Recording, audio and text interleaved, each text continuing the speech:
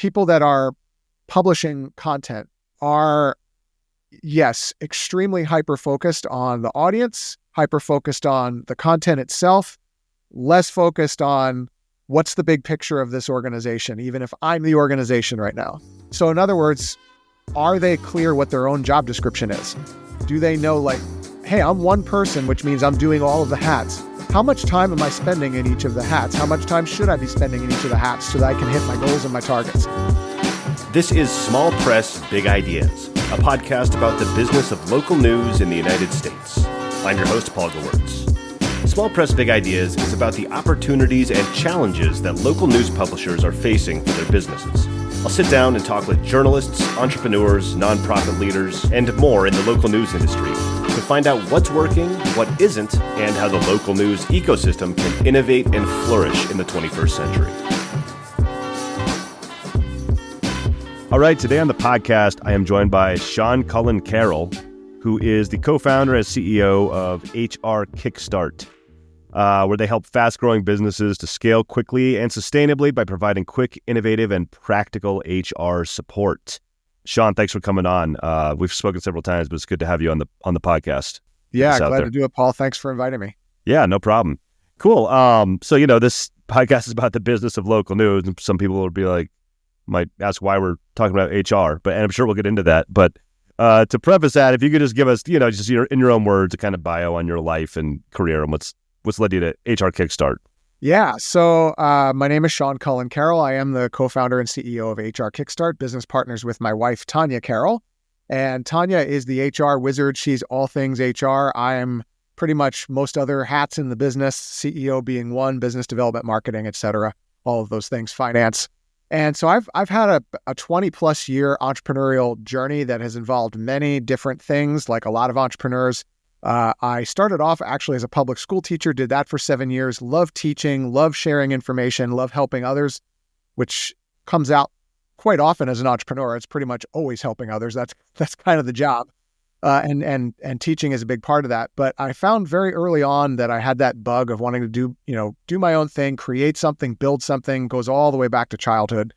And so over the past 20 years or so, I've had everything from, I had a very successful real estate brokerage during the worst recession in 2008, 9, 10. I was one of the top producers in our market at that time, built a small team, transitioned out of that, sold that to a fellow agent who kind of took it over from there. And then I got into the training consulting space, mainly because things were going well in real estate when things were not going well in real estate for so many other agents. And so companies started to ask me what I was doing in marketing and how are you getting this business and how are you able to grow your team? And so that led me into the training and consulting space where I've been ever since. Along the way there, I also started a marketing agency, which I also transitioned out of to someone else. And about 4 years ago, my wife started getting requests from journalists who had started their own news organizations, media companies, other kinds of startups, asking her for HR advice. And so that business was born, just kind of picking Tanya's brain. She came to me about a year later and said, hey, would you want to help me with this? Because you've got all this business experience. I'm coming out of corporate.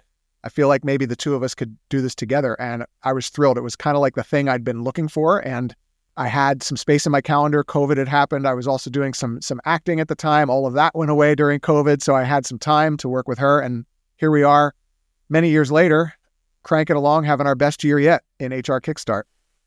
That's such a cool story. I love getting these stories from different people and how they kind of roundabout with almost everybody. I realized nobody has a straightforward, I went to school for this and then I did this. It's very rare. It's super rare. Yeah, it does happen, but that's interesting. And that's really cool you started with your wife too, because that either goes one of two ways in my experience. It's either disastrous or it's an amazing partnership. And it sounds like it's working great for you guys. So far, no disasters. I mean, it's definitely challenging, but business is challenging in and of itself. And I think that's the thing I'm most proud of what we've done is how we've grown together as both as a couple and as business partners. It's the growth that we've individually experienced, and then as that we've experienced as married people has been tremendous. Like looking back to where we started and where we are now, like I'm super proud of it. It was a tough journey, and there's probably more to go, but right, that's the toughest part, honestly. Great stuff, man. Great stuff. So you're obviously, I've talked to you several times, and anybody listening, you are an engaging and energetic guy. You come from sales, you're in real estate, you're a teacher, you're an actor. It's a lot of, out in the world there kind of stuff. And it's not exactly maybe what people always associate when they think of HR. And you kind of even poke fun of that in like on the HR Kickstart LinkedIn. Yeah. It doesn't exactly conjure up exciting images of business growth and entrepreneurship. Not at all. Which is what it says there. So I just be curious, what gets you excited every day about the work you do at HR Kickstart? And, how do you approach that? That's a great question. And it's actually one of the things that I brought to the table when I joined my wife in this business was that energy, that approach to how we were going to distinguish ourselves to our clients, which is that what if we were the opposite of what you associate with HR? What if we brought the same fire and energy that a founder brings to their startup or to a local publisher? What if we brought that same passion and energy to serving their mission? Because if we're excited about serving their mission, they're going to be excited to hire us. And so the excitement and passion for me comes from, I love business. I love learning about it, learning about best practices, seeing what's being innovated. And I just like getting my hands dirty and getting in the middle of that. But truly what excites us as a company, and we allude to this on our website, is growth and opportunity. And for me personally, the most exciting thing is to see an individual, a founder, or a small business owner who has the audacity to go out to the marketplace and saying, I'm going to create something that didn't exist before, or I'm going to take this thing and I'm going to put it out to the world and I'm going to put myself out there. That creates so much inspiration and energy for me. And so I see our role at HR Kickstart in facilitating that. So maybe the processes aren't super exciting. Nobody gets super excited about, writing a compliance document or dealing with the legal department. I understand all of that. But what if we just kept our eye on the big picture, which is, why does this business exist in the first place? Why, if we're supporting a publisher or supporting a startup founder, why did you start your company? What's that big vision? And then that fuels us because we have big goals. And so when we can get excited about supporting yours and help us support ours, it's a win-win, and it just kind of keeps us going. There's many times that my wife has, she's told me, maybe she's like, what if I'm not super passionate about HR long term? And I'm like, look, HR is the vehicle. Okay, you're an expert at it. You don't need to I believe this, whatever your business is. I don't believe you necessarily need to be super passionate about the thing. It helps if you don't hate it. But I think as long as you're super passionate about why you're doing it and who you're doing it for, I think it's a win. And that's kind of where I see us going. And now, my wife would say she's not passionate about HR, but if you follow what she actually does and how she actually interacts with her clients, I would beg to differ. I think maybe her saying that, you might catch her in a moment when we were having a pretty tough day. But when I watch her in action, the passion is clearly there, whether she wants to admit it or not. That's great. I might have to get her on after this conversation. Yeah, and hopefully I don't get divorced for calling her out like that. But, that's what I see. I see someone that has such passion for serving her clients and such passion in getting in there and figuring out the best solution as it pertains to their people challenges. It's really inspiring to watch. And that gets me excited to support her. That's great. Yeah, I think you can find, I love the way you think about it. Just, getting behind people's mission, their value, the people themselves. It's right. It's inspiring. You're an aspiring guy, I got to say, Sean. I would imagine you've got a leg up on the competition also, just from bringing that kind of energy and that kind of view on it to the space. I haven't looked into this at all, but I would imagine other, maybe fractional HR companies might be a bit beige. I don't know, maybe. Once again, I haven't looked into it. Yeah, I mean, listen, I've gotten really, when we started really getting out there, I did a lot of research, and I've connected with a lot of amazing fractional HR leaders, people that are running consulting businesses like ours. And there's a tremendous amount of just brain power and strength and passion and experience. I think the advantage that I bring is, I think I have an advantage not coming from that world, coming from kind of an outside world and just injecting a different approach. Maybe not a better or worse approach, but a different approach that does make us stand out. Especially when we're talking to our clients, I know it stands out. And we've won some deals, perhaps over some larger firms or firms that have been more established, because of that focus and energy and drive that we brought to that first sales conversation, I know that that's positioned us. Because like you said, if you get someone excited about something, just human nature, like we want to do business with somebody that's excited to work with us. And it has to be real and it can't be fake. And there's a lot of, not necessarily in HR, but there's a lot of salespeople out there that I think try to fake that. And, I show up and I'm like, tell me about your company. Like, I really want to know. I think that goes a long way. That's great stuff, man. Yeah. So how, you kind of mentioned this at the beginning there, but how did you guys really, you said that your wife was maybe approached by some people in the local news space. How did you kind of identify that as a market to kind of target, or how did you begin working with more local news publishers? Could dig a little deeper into that. For sure. So that niche, we have a couple different niches, but that one kind of found us. Like I said, my wife grew up in HR working in larger media companies. And if you look on our website, you can see, some of those that maybe she's worked with. But what ended up happening and how it started was people that she used to support that were reporters. She was the HR business partner for the newsroom in her largest role and her highest executive role, meaning she was, when there was an HR issue, the newsroom went to her. And she would repeatedly be told that you're the only HR person we've ever trusted. You're the only HR person that understands us. You're the only HR person that actually listens to us. And that's heartbreaking to hear, but also I understand because my wife just has this mentality, and this intensity about her that I think reporters and news people understand and can relate to. And so what ended up happening is that some of those really talented journalists started their own thing. They, especially during COVID, a lot of folks said, you know what? I'm working from home. I've got some extra time.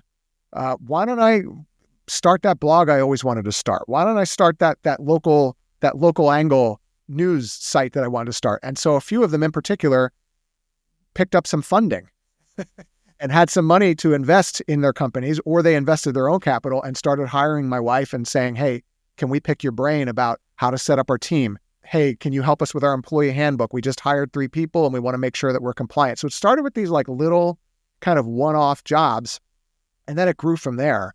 And because her reputation was already solid, then we brought in my expertise, which is packaging of it and the messaging of it and how do we put the offers together. And it started to just grow from there. And so news was definitely one sweet spot. And then technology was another sweet spot because she also worked in many tech startups from, zero pretty much all the way through IPO. So we have that going for us as well in terms of her network.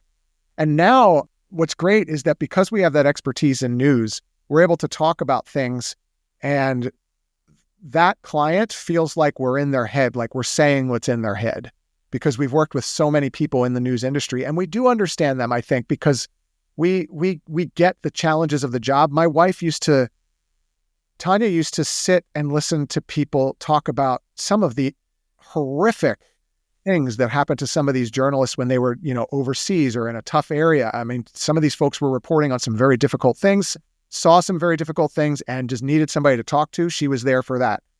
They were dealing with unionization and feeling like their workplace was toxic and unfair. And so she had to go through a whole unionization process. And she somehow managed to remain neutral and gain the trust of both sides of that negotiation. So I think it's some of her special sauce, but also just once you earn the trust, you would know this when maybe I'm off base here, but if you're a journalist and you have a source that you really trust, you can rely on them. You know that if they're telling you something, it's not BS. And I think that's kind of what happened with her as the HR business partner for reporters, is when they did start their own thing, there wasn't even another person they thought of. They started calling her even if it wasn't about HR. So then that continues today. We still get, and so my wife will do a lot of pro bono work for people that are starting their own thing, that just want to talk to her, get some quick advice. I do the same because we do want people to succeed. And we know that that's an investment in a long-term relationship as well. So that's kind of how it evolved, and it just continues to evolve. And so we leaned into it, and then we started marketing ourselves and partnering with people that can help us get in front of more news professionals, and it continues to grow. Yeah. And in my experience, I started working with some local publishers on the podcasting side and started this podcast. And I don't know if you feel the same way, but the more I got kind of learned about the industry and everything, the more passionate I got about it as well. And it's very great people, great stuff going on. Really cool innovation if you dig deep enough also. Yeah. And they're so smart. They're just some of the smartest people. I mean, I just love hearing how their mind works and how they put a story together and how they approach everything. So when we're speaking with them, one of the things we've trained our team on is here's not that every reporter or every news professional is the same, because they're not, they're human beings, but there are some tendencies that you need to understand how a reporter, how a journalist thinks, and how they approach pieces of information and how they're going to receive pieces of information. And so those little nuances are things we've started to train our team on so that we can be more effective and continue to earn and gain their trust, because it matters. You can't approach someone, you can't approach a journalist the same way you might approach, somebody that's starting, a plumbing company. They're just completely, maybe different approaches, different mentalities. You need to understand the differences between the two. It's so important. That's great stuff. So leading in with that kind of, learning how, working with journalists and local news people and everything, it might be a good segue. Could you talk a little bit about your new partnership with Hyperlocal News Network as well? Yeah, what that's all about? And I had Mike Shapiro from Hyperlocal News Network and Tap Into on previously to kind of explain what that is. But yeah, I'd be interested to hear about your side of that and how you guys are working together. Yeah, we're thrilled with that partnership with Hyperlocal News, and I'm thrilled with how it came about. I've known Mike for a long time, and we didn't really see or talk to each other for about 15 years, and then through a mutual acquaintance in the news industry she recommended that Mike talk to me, not knowing that Mike and I knew each other from way back in the day. So I mentioned we play a long-term game. That should illustrate that what I'm telling you is true. I met Mike 20 years ago giving a talk about social media marketing in 2010 or 11. And so we reconnected, and he was telling me what he was working on about, hey, we provide these kind of support services, content management solutions, all of these back office supports for our publishers and our and franchisees.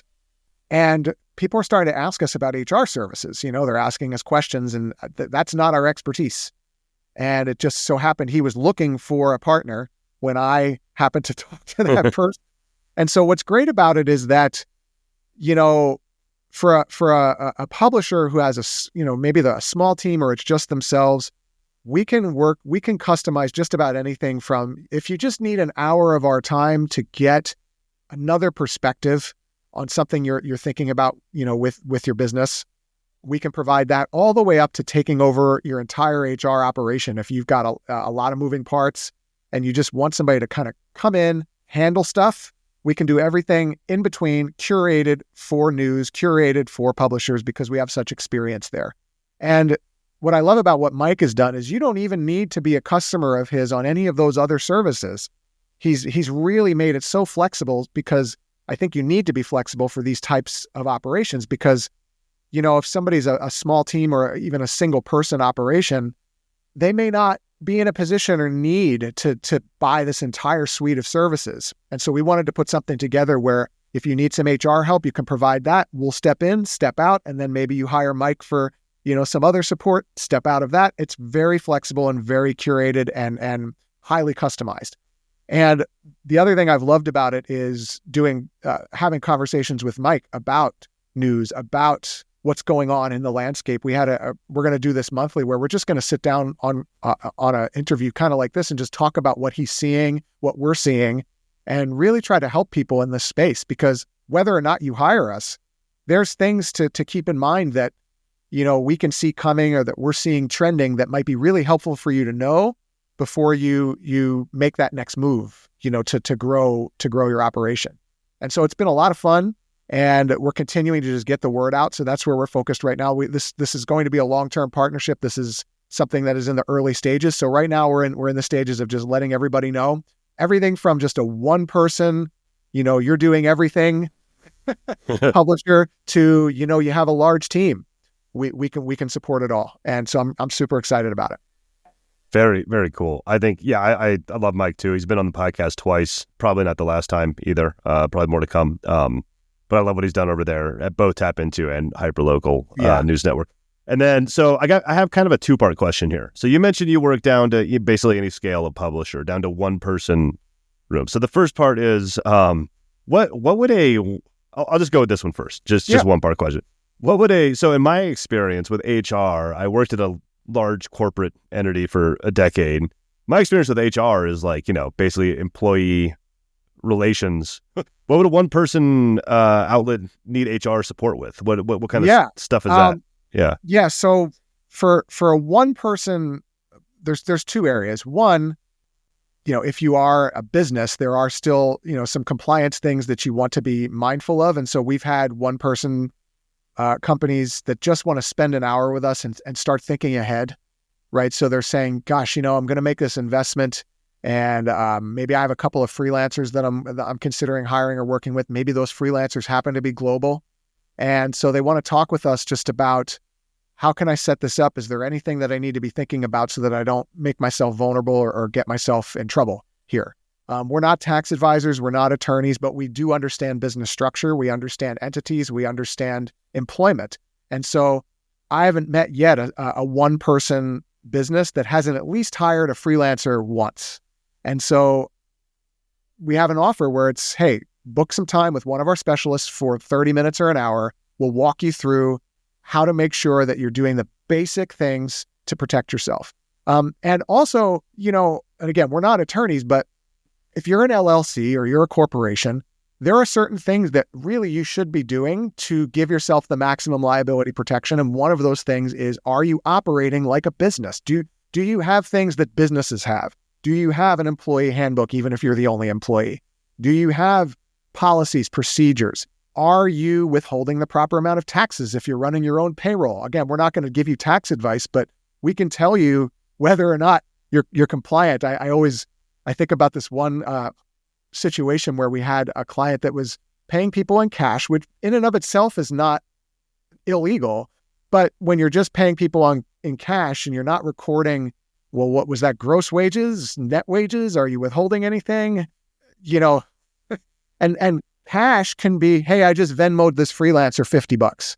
Well, what if that freelancer comes back and says that really they should have been an employee? Do you have any documentation that says they were a 1099? Did you do it? Did you do an independent contractor agreement with them? So those are the types of things that come up all the time. And sometimes, we just did a call like this last week with a new client, nonprofit client. And by the way, if you are a nonprofit, we offer a 20% savings on all of our services across the board. Oh, very cool. We do have a nonprofit rate. So just FYI, anyone that's listening there.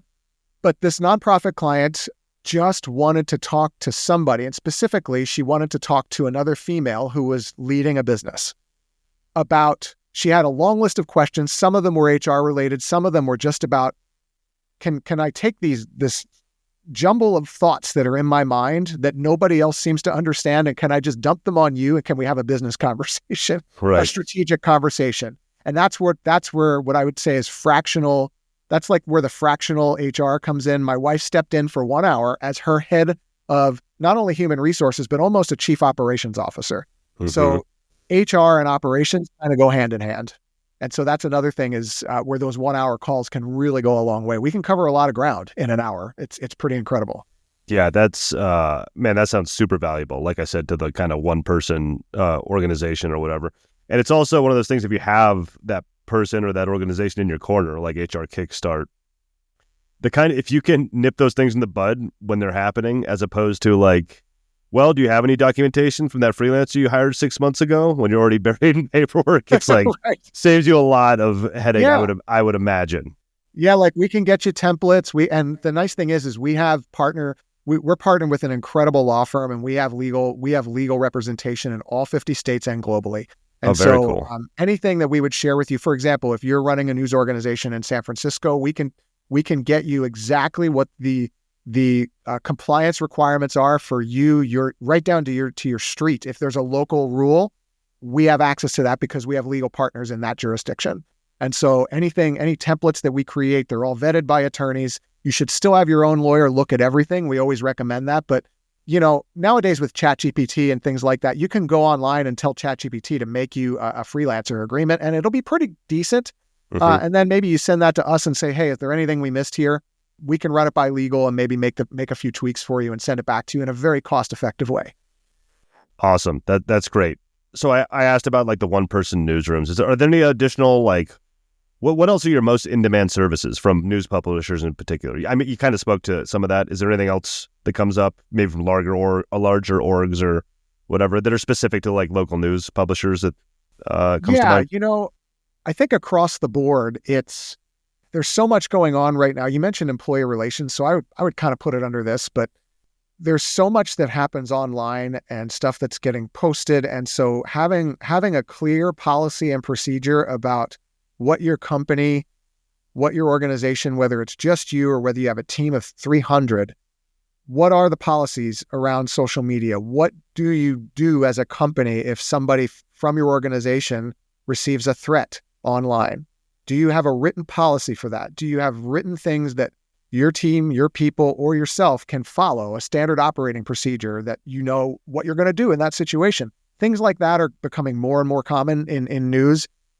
Aside from that, news organizations are really, in terms of the structure and the business, they're not that much different than any other business. There's certain things that have to happen in every business. So we support in all of that. But specifically, if we think about the people, what's really hot right now, especially in election season, is, we're getting a lot of requests from our clients to sit in the meetings where we can provide, just a listening room to hear what's going on, the challenges that these reporters are facing right now, and how difficult it is. And it's always difficult, but it's really amped up right now.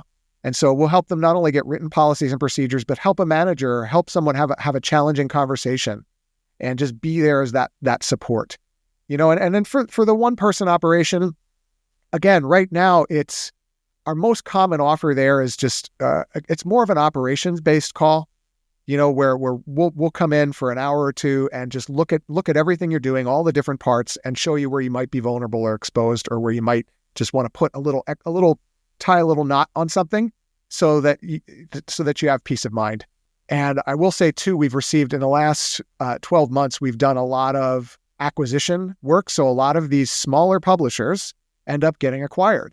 And we've worked through a lot of M&A where, they're not all news, but they are media. So there's some that are entertainment-based, satire-based, but they develop a following of 1 million, 2 million people on social media. And it's just them and like 2 other people, or maybe them and a couple of freelancers. And then a private equity firm or a larger media conglomerate purchases them. And so that's happening a lot. So I would say I'm not going to say that should be everyone's goal, but just know that in 2024, you can be a one-person publisher. And if you're putting stuff out there and it's growing, it really behooves you to understand the business landscape. And if you start to feel like that's a possibility, or you're starting to see it become a possibility, talking with a company like us first about that, we can kind of prep you for what to look for and kind of maybe what you might want to have in place if that is your goal. And that's something that we didn't anticipate when we started working with news, but it is happening a lot. And it's something that if you're not expecting that, or you don't know what to do, you can really cost yourself a lot of money and time. And so we started to do a lot of that. So keep your eye on those follower counts. The bigger they get, I promise you, larger companies are paying attention to you. That's great stuff. It's good problems to have. Absolutely.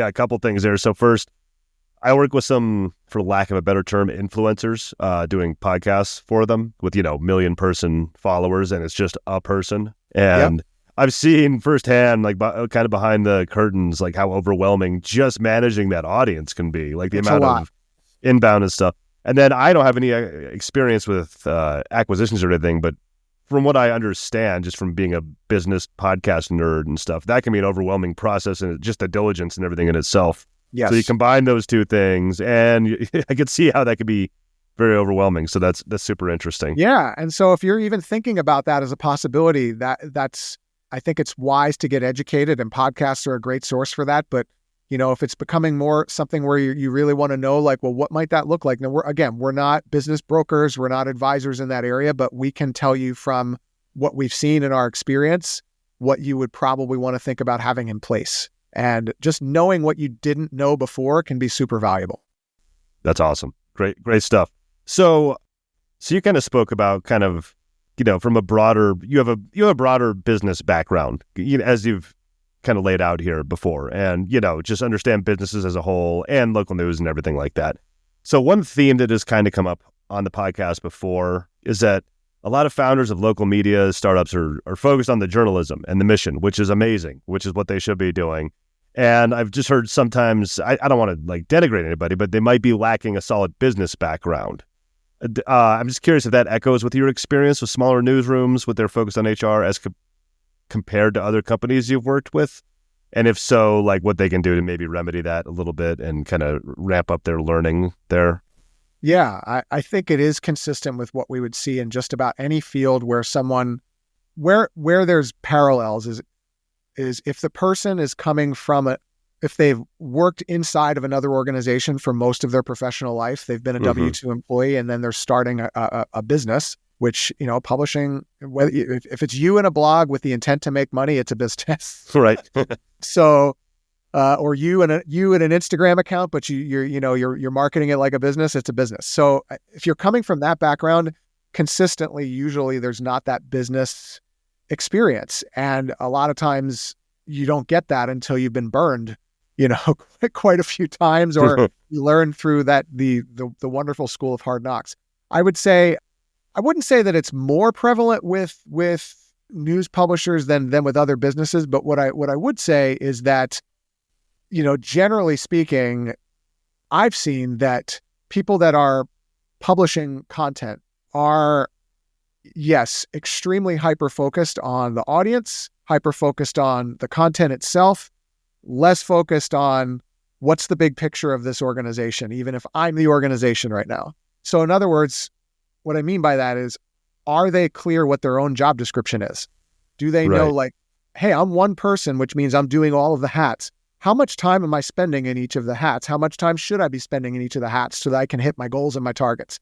One thing I will add, speaking of targets, this is consistent across the board with small business owners, single person publishers, and even I find in startups where they have 100 employees and the founder is still driving everything, is there are no clear targets. People don't take the time, as much time as they should, thinking about, what am I trying to do with this thing? Where is it going? What's the 1-year target in terms of revenue? What's the 1-year target in terms of how much am I publishing? You get to decide what those metrics are. It's not for me to tell you how much money you want to make or how many people you want to hire. But if you don't know what they are, if you don't have them, you'll hit a target, but it's not going to be anything specific. So I would encourage anyone who is going out on their own in any capacity. First, it's like, why am I doing this? Why is this exciting for me? Why do this? Versus my other options. Then what am I optimizing for? What am I shooting for? Then I can look at my job description and saying, all right, is what I'm doing every day serving that target or these targets?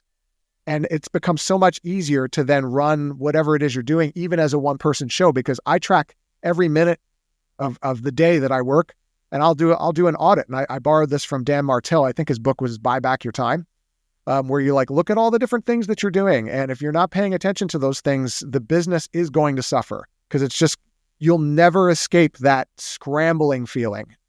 And you can achieve some level of predictability and stability even as a one-person business. There are millions of one-person businesses of all kinds that make a very good living doing what they love to do. And so, but you need to be intentional about it. And that's one area that we can add value, is help you look at that. I mean, again, because of our background and how long I've been doing this, sometimes my wife will bring in an HR lead and I'll end up talking to them about marketing because that's what they need. So it's just, and I'm happy to do those conversations all day long. Man, anybody looking to start their own business, just rewind that segment and listen to it again, because the targets thing hit a little too close to home, honestly, Sean, for my own business. Because I feel attacked right now.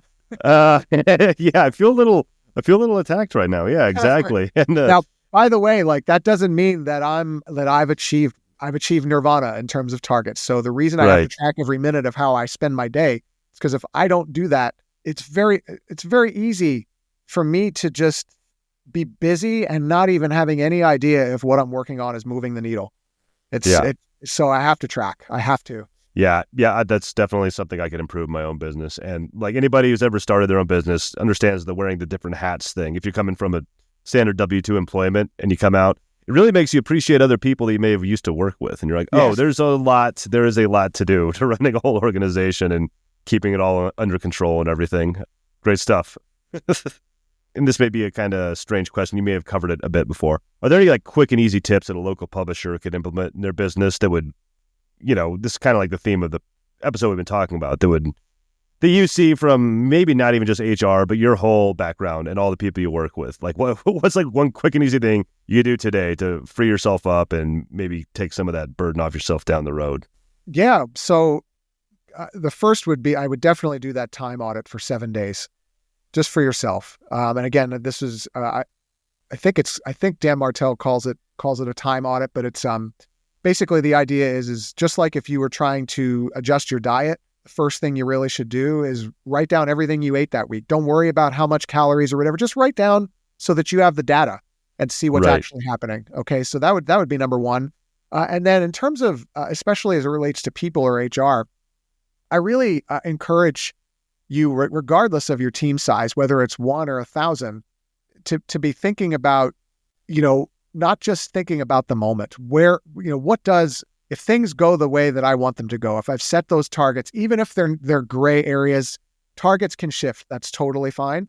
But even if it's not 100% clear what a year from now looks like, if things went the way that I want them to go, what would my business look like 12 months from now? And what kind of people would I need? What kind of support would I need? Once you've done that audit of your time, where are the weak spots?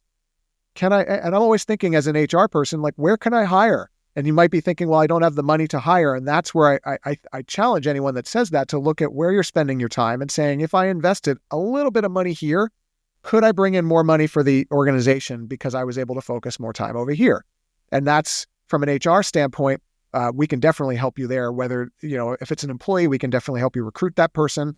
And if that involves you don't want to have employees, you just want to have your operation with maybe a little freelance help. I think really just looking at, okay, if I could set it up exactly the way that I want it, where would I be spending most of my time every day? And okay, if I can't afford that person now, what target would I have to hit in the business so that I could? Or what other assets or money do I have that I'm willing to invest personally in this to make it happen? Because I know that if I free myself up, then my mission is able to grow. If I'm not sitting here worrying about search engine optimization, if I actually hired someone to help me with that, what would that look like? Would it be worth investing a few $100 of a freelancer's time to get some advice so that I'm not literally using Google and YouTube to figure it all out myself? Because I love doing that. I can go down the YouTube rabbit hole because I love to learn things, which is an absolute blessing, but it can be a curse as an entrepreneur as well, because I love to learn how to do things. Sometimes I do things that I should not be doing. I can learn about them, but I should really bring in somebody like you. Like, I'm going to bring you in to help me with my podcast. I can learn how to audio edit. I'm smart enough to do that. That's not where I need to be spending my time. So you're not going to be my W-2 employee, but for a modest investment, I can bring you in and solve a problem for me. So that's the advice I would give.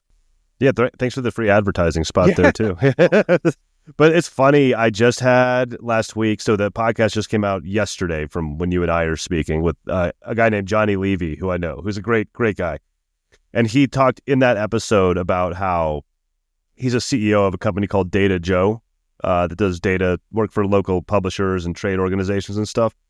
And if you meet him, he's a very energetic people person, extroverted, really high. You'd probably get along great with him, actually. And he was just bogged down in the work and everything. And like a year or two ago, I don't remember exactly how it went in the podcast, he kind of sat down with some of his team and made an extra investment in some employees to free up his time. And now he just takes calls, and he calls himself a super connector. He just connects people in local media all day long. And that guy is freaking glowing, like with, you know what I mean? It's shocking what it can do for your business and for your own well-being and everything. If you can, so that's great stuff. And it's just funny how these things kind of echo each other sometimes when you start hearing it in a short period of time. Sure. This is great stuff, Sean. Is there anything I missed that you want to bring up, like maybe for local publishers in particular? Or I think we touched everything I had written down, but yeah. I think a message that was just coming to me as you were sharing that story that I think kind of ties a bow on this whole conversation is, especially if you're a single person operation, single person publisher, just really understanding that what you're doing is really important and it really does matter.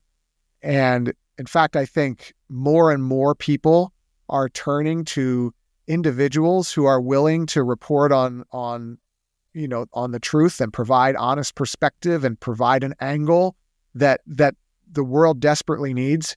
And so this can be very overwhelming, and all this talk about marketing and sales and hiring and legal and all of that is important. And you're worth it to invest in those things. What you're doing, even if you think, I'm just one person, nobody's viewing I got like 12 views on my last podcast. It's easy to get discouraged. And what I tell folks all the time is, those 12 people read something or watched something that didn't exist before you. So you birthed that into the world. And so whenever you're thinking about, or you're feeling that fear about maybe making that investment, and whether it's a company like ours or whether you're just going to bring in your first freelancer to support you, think bigger than you. You're important, yes, because the idea is coming from you, the content's coming from you, or this vision is coming from you, but it's bigger than you. The world really needs what you have. If they didn't need what you have, you wouldn't feel called to do it. There's a reason you're feeling called to do it. It's because you're probably uniquely qualified to provide that perspective. And so provide it like you're doing. And when you start to feel that overwhelm or start to feel like, I don't know if I really want to go through all of that, check back in with how important it actually is. And that's, we started this interview talking about what excites me. That right there is what excites me when I'm seeing an individual that has the guts to put it out there. There's nothing more courageous than that, to create something and put it into the world and have the guts to be like, this doesn't exist, I'm going to make it. So remember how important that is. Yeah. Most people never get to that point. So you should give yourself a pat on the back there. And totally. Yeah. A lot of people have ideas and very few people execute. So if you're executing today, you are winning. So don't stop. Don't forget that. Man, this is great, Sean. We've had some awesome talks before, and I'm glad we actually got to finally encapsulate this one and put it out in the world for other people to hear. It's great stuff. And just to follow up on your point of the podcast only had 12 people listen to it. It's something I always say to people too.